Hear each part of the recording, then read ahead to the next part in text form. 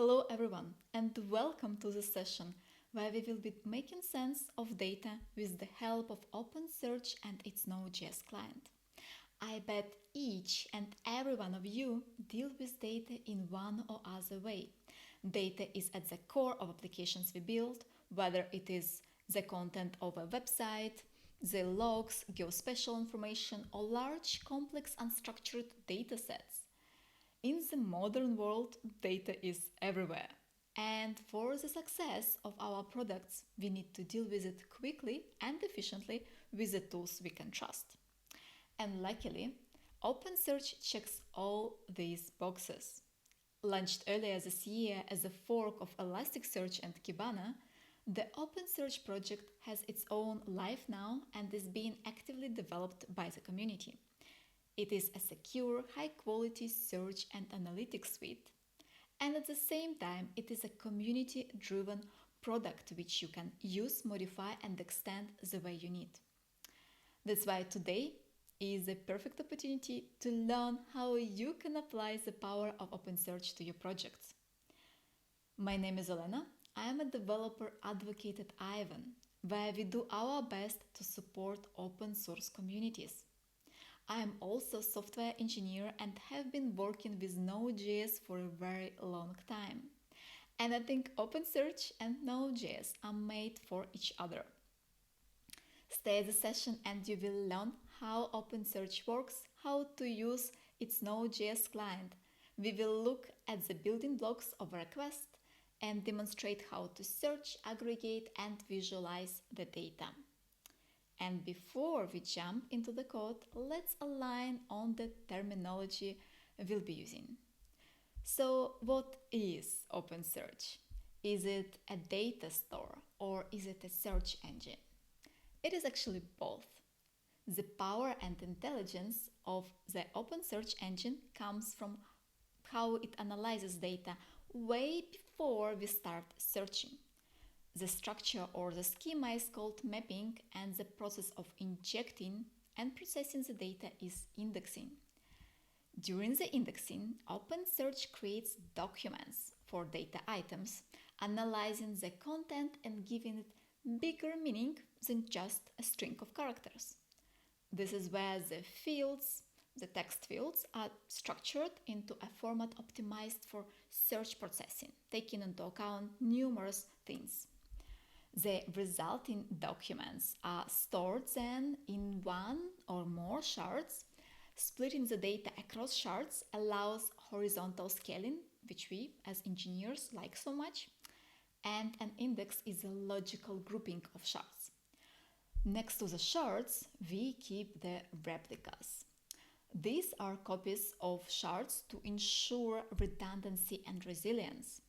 Shards and its replicas are balanced across nodes, providing scalability and high availability. This means that if any of the nodes go down, we won't lose data. The group of nodes is called a cluster. OpenSearch knows well how to balance and manage multi-node clusters, so you won't need to do it manually. And now the question you might have is, how do we communicate with the OpenSearch cluster? The communication happens mostly through the REST API. OpenSearch provides JSON-based REST API over HTTP. You can send a request with curl or any other programming language. In JavaScript, we can rely on the fetch API. This, of course, means that you would need to perform all these rudimentary tasks to handle the requests. That's why a more convenient way is to use one of the official OpenSearch clients. With their help, we can use a wider range of methods to communicate with the cluster, and the clients will do all the underlying REST API work in a secure and stable way. And this is basically the summary in under 3 minutes of how OpenSearch works. Now that you're proficient at the theoretical part, let's move on to the practical one. And I would like to encourage you to go alone. To make things easier, I've prepared a GitHub repo with the code examples so that you can experiment with the search queries as well. Naturally, we will also need an OpenSearch cluster itself. Where can you get it? For the brave of you, you can set it up manually. OpenSearch.org offers guidance on how to do this. But for those of us who want to save some time, sweat and tears, we can use a fully managed suite. Ivan or obviously AWS are good choices. I'll be using Ivan for OpenSearch, and we will host the data in AWS Cloud.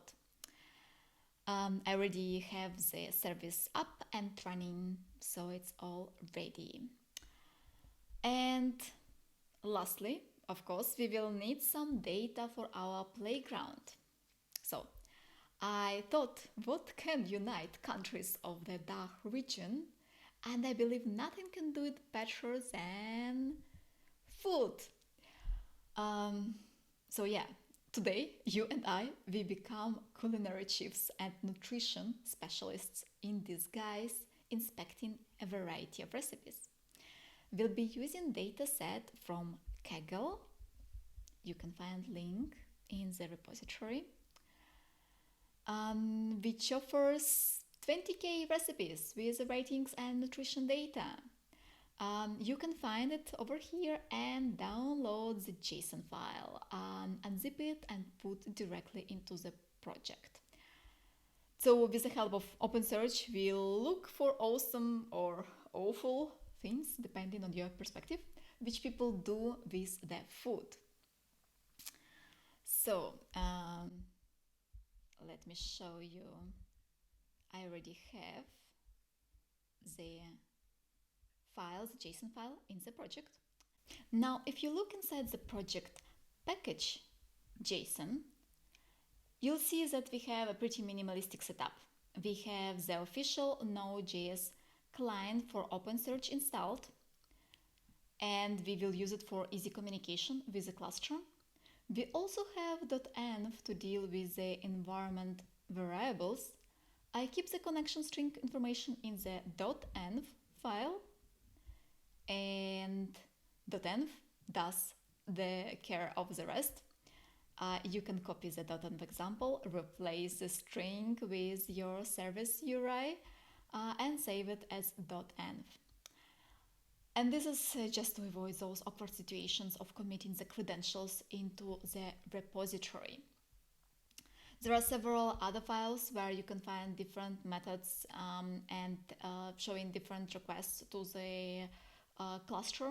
So for example, search, and you can see here that every method has a sample which you can run from the command line. We will see this in more details later. And to connect to the cluster, let's go to the config JSON, and over here you can see that we are creating new client object where we specify node property and setting it to the service URI which we just stored. This is a place where you can add some other information necessary for authentication, such as bearer token, SSL configuration, and everything else. In this file, I also set the index name, just that we use the same name everywhere and we are consistent. And also this is the file where we have a reference to the JSON object of recipes of the data which we will be using. Talking about the data, I think it is time to index or ingest it into the cluster.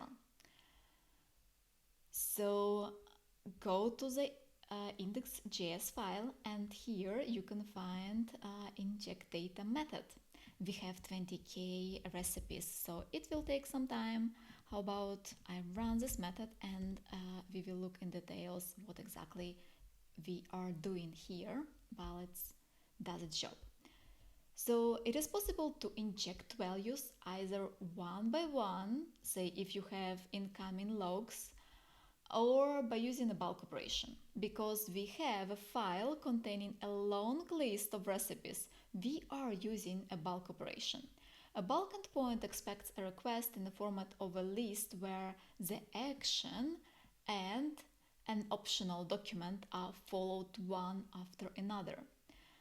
To achieve this expected format, we use flatmap to create a list of such pairs.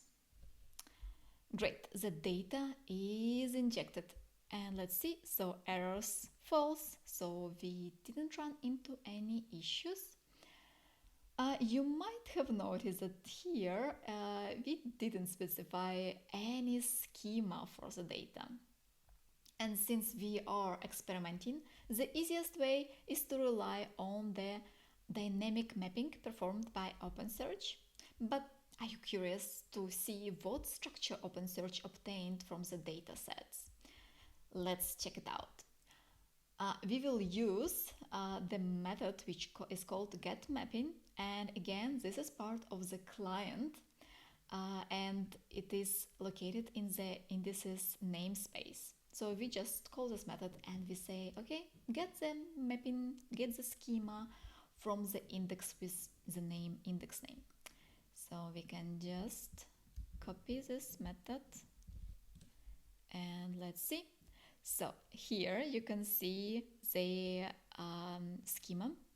So we have in our dataset such properties as calories, we have title, description, directions, list of ingredients, categories. You can see also that we have some types assigned based on what OpenSearch analyzed from the data.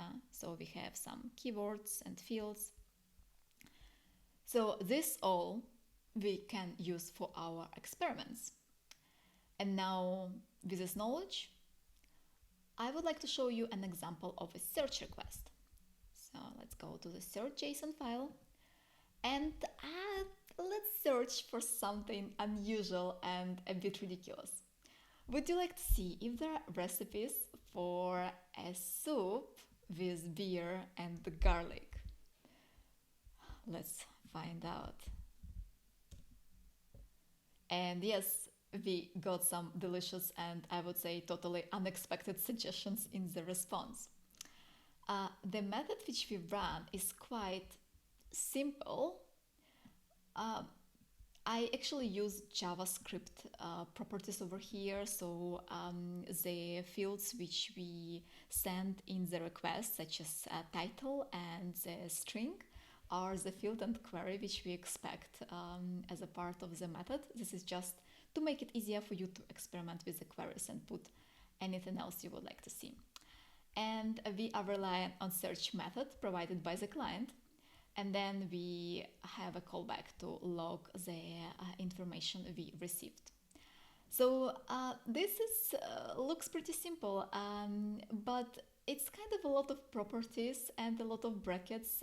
And actually, if you would look at other examples, the structure sometimes looks very similar, but with a bit of slight differences. It might get confusing very fast.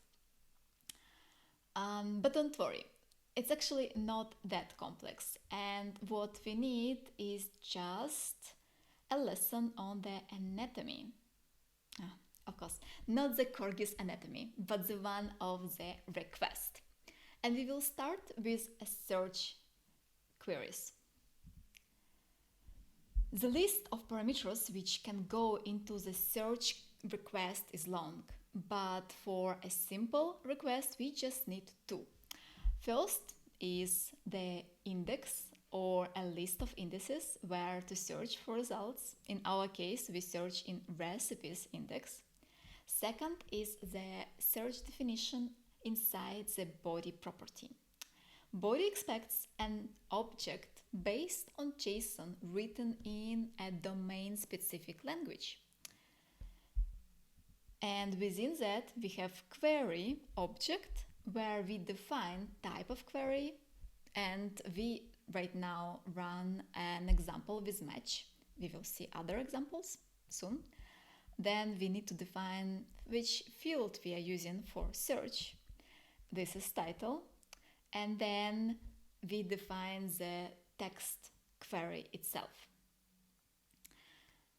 And if we look closer at the results, we can see that the first returned item is closest to what we searched for. So it has all three keywords.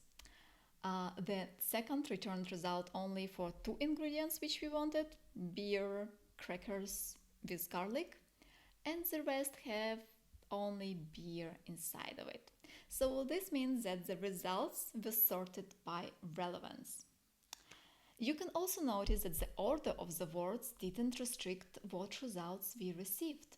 And even though we requested plural soups with beer, we received a result where we had a singular word soup. So, but what if we cared about the word order? This is where match phrase comes in handy. Match phrase is very similar to match. So actually we just replace match with match phrase, and everything else, the properties stay the same.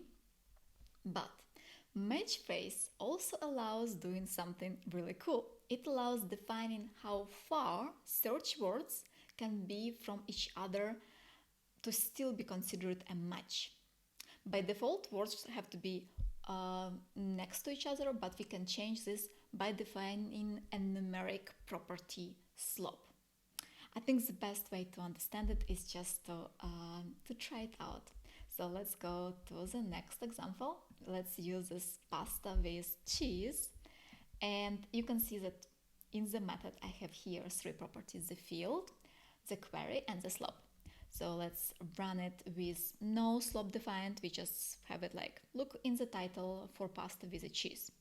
And we got one solid suggestion. So we have some pasta with cheese and pepper.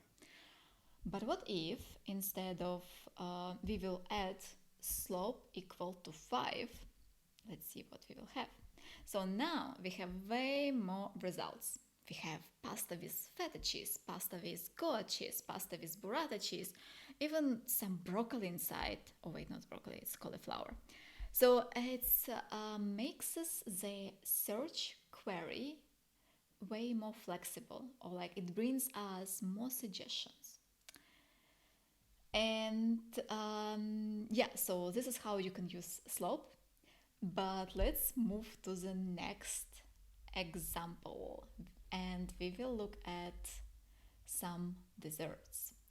So let's create a query where we will include and exclude certain words and write simple conditions, all in a single string.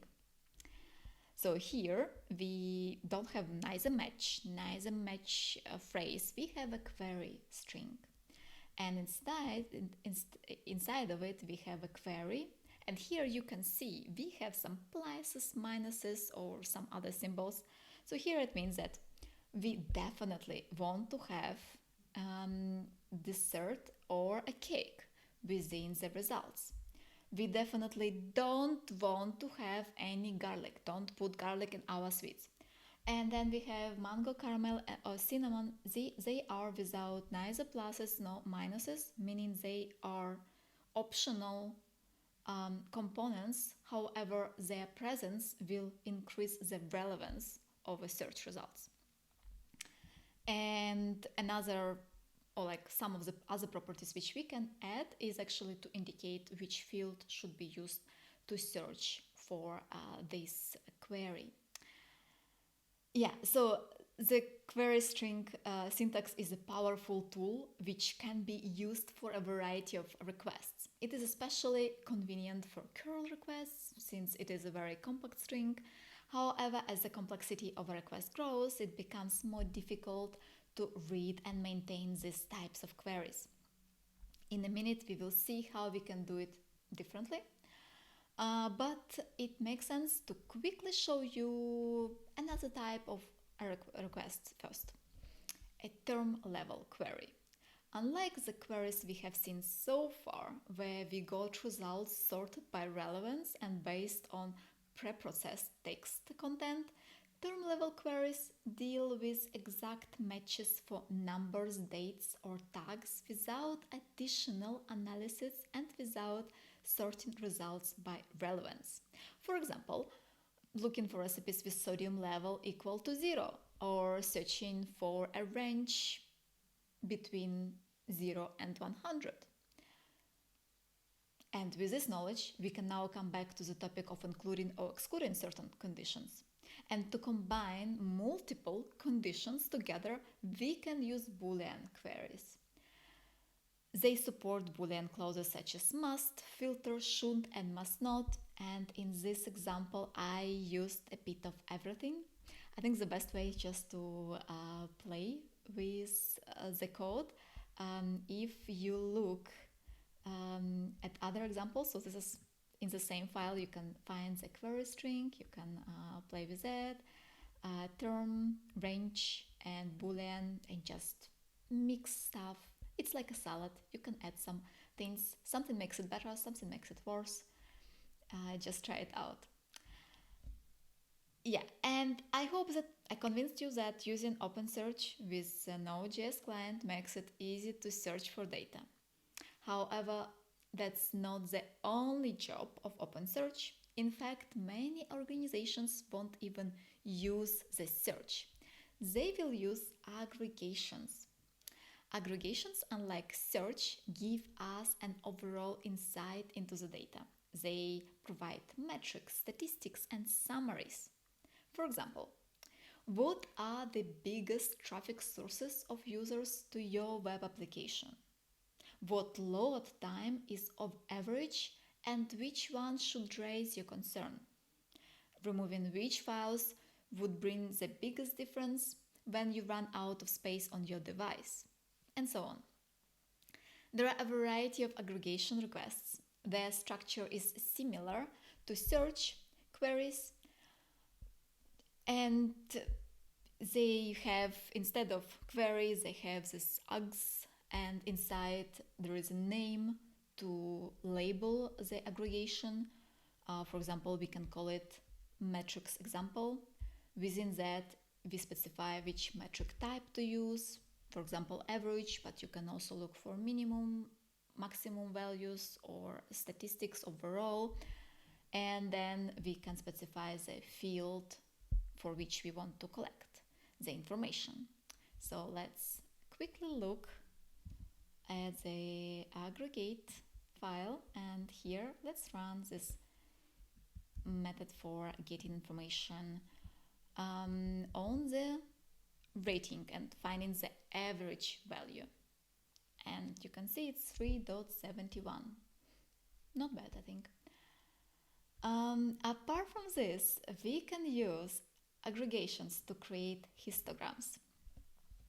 And if you don't know what exactly histogram is, no worries. It is just a fancy word for frequency distribution. Although frequency distribution also sounds fancy. Anyway, histograms help us split data into buckets. For example, divide recipes into different buckets based on the rating. Or divide recipes into buckets based on the date when it was added to this dataset. Remember, we had the date property, so we have different types of date histogram which we can create. Let's actually go ahead and do it and see what we will receive as a result. So I'm trying the date histogram where the interval is a year and we are basing it on our date property. So let's get surprised. So we can see, if we go scroll to the top, that we can see the list of buckets, and every bucket has information on a year, particular year. So the interval, as you can see, 96, 97, 98, a year as we requested.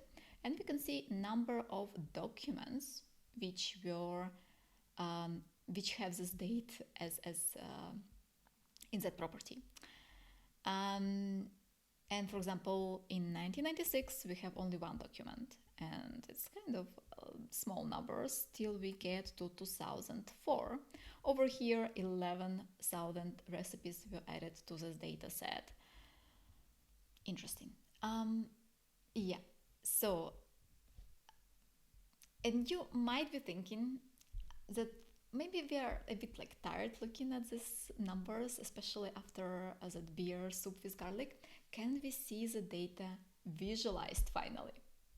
Great that you asked. We can visualize data and do so much more with the help of OpenSearch Dashboards. Let me show you. So OpenSearch Dashboards, let me go outside and go to home.